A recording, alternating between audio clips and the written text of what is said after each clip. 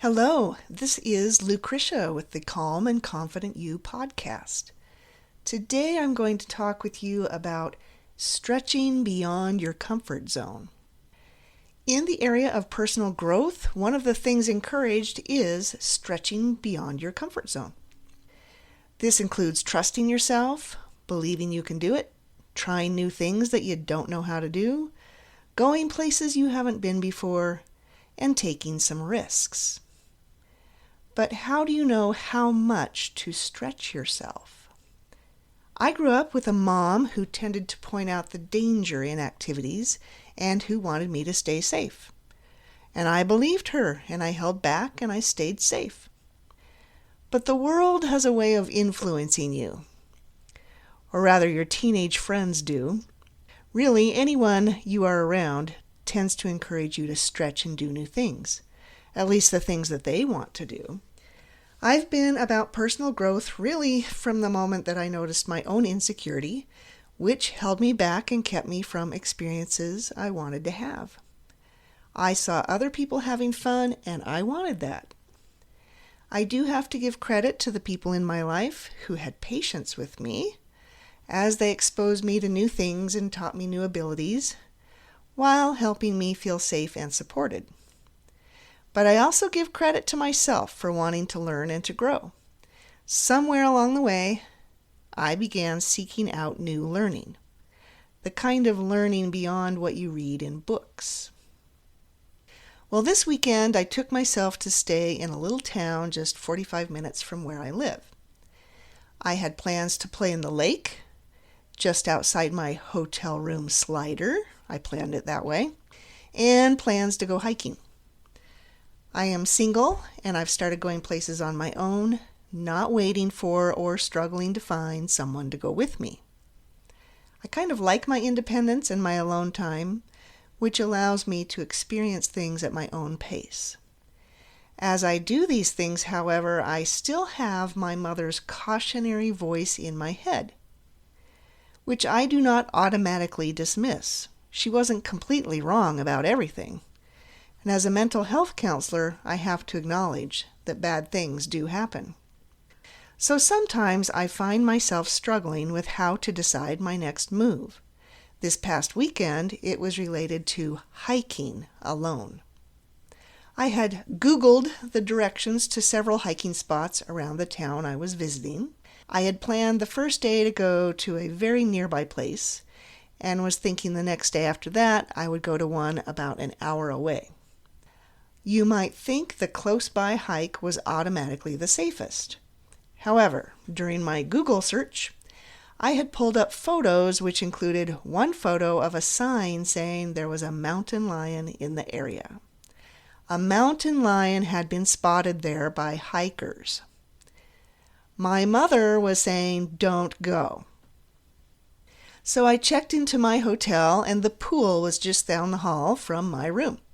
It stayed open until 10 p.m. I figured I would start with the pool and enjoy the lake the next day. Long story short, I clumsily slammed my toes into the cement side of the pool. Back at my room, my middle toe looked a little bruised. Overnight, it hurt just from the bed covers resting on it. In the morning, my middle toe was very bruised. But I wanted to go do that hike. Well, I've had a broken finger before, and I've had a broken foot more than once, so I noted that this bruised toe was not swollen up. Though it felt like it could be broken, I decided it wasn't, because it wasn't swollen and I could move it without terrible pain. Although my sense of pain is not always the best indicator either. I could have taken the bruised toe as a sign to not go, along with the very real sign about the mountain lion. But I put on my hiking shoes and grabbed a bottle of water and headed out. The trailhead was just 10 minutes away. And there was that sign still warning about the mountain lion. There were several other cars at the trailhead. That told me it was well traveled. All I had with me was my phone, a camera, and my pepper spray. Not bear spray. I couldn't find that when I looked for it. So I had my everyday people pepper spray. I reminded myself that if I saw a big cat, I should not turn and run, and I tried to imagine myself getting loud and shouting. I doubted the effectiveness of that, though, because I had seen a video of a man doing that, and the cat just kept coming. The cat kept coming toward him with his cat eyes locked right on him. The guy must have lived because he posted the video, but in the video you don't see him get to safety. And really, I truly doubted my own effectiveness at dealing with a large cat. Anything could go all wrong. Well, I did go on the hike, and it was a very enjoyable hike. I didn't run into any people on my way out. Sometimes I was aware that because I was alone, I wasn't talking. I was a fairly quiet hiker. They say for hikers to talk and make noise because often animals like bears will choose to go another way rather than make the confrontation. Instead, I walked for a while, then I stopped and looked around, I took some pictures, and then I got moving again. I wasn't pushing it because of my toe, and frankly, I liked being quiet and able to look without distraction. After I turned and was almost done, I passed a couple and their dog. That was it for people on the same trail that I was on. I was very happy that I did the hike and didn't get scared away from it. I checked on my toe, which still hurt, but still had not swelled up. My hiking shoes had protected it enough. Back at my hotel room, I took my body and my feet out into the lake to cool off. It was wonderful. But what about the longer hike that was an hour away? I wanted to do it. I had the hotel room there so that I was closer and had a place to come back to for convenience. It was part of my original plan. I decided to Google it again and try to learn a little more. There was only one photo and only 2 reviews. One of the reviews was by a man in his 60s who said the trail was a bit hard for someone of his age. Well, I have my own physical limits, and now I have a hurt toe. There was noticeable pain as I walked around. I was just stubbornly ignoring it. The photo showed a sweet little river and waterfall. I really like to see waterfalls. But Google Maps showed this hike being out in the wilderness. I could not get a sense for how close it was to humanity or how used it was by hikers.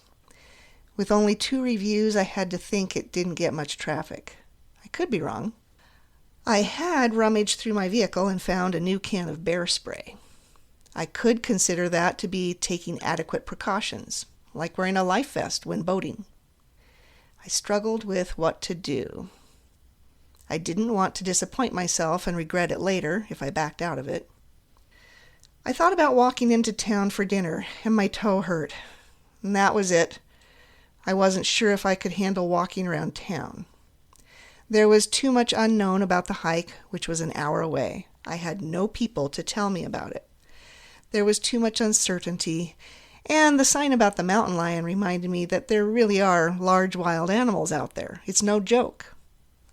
So I decided not to go.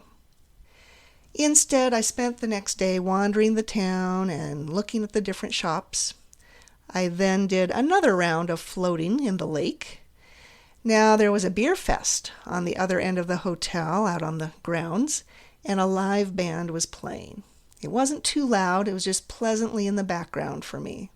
My float tube had a backrest and I could lean my head back in comfort.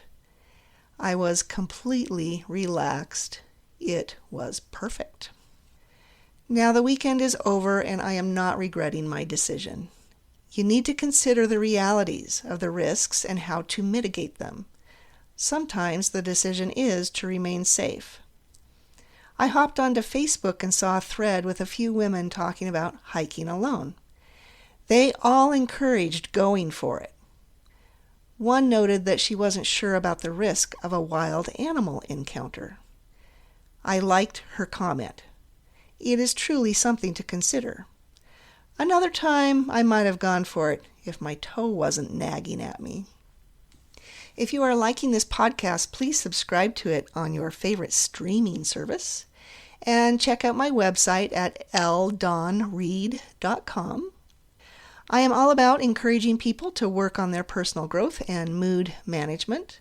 My signature course is the Get on Top of Your Emotions system.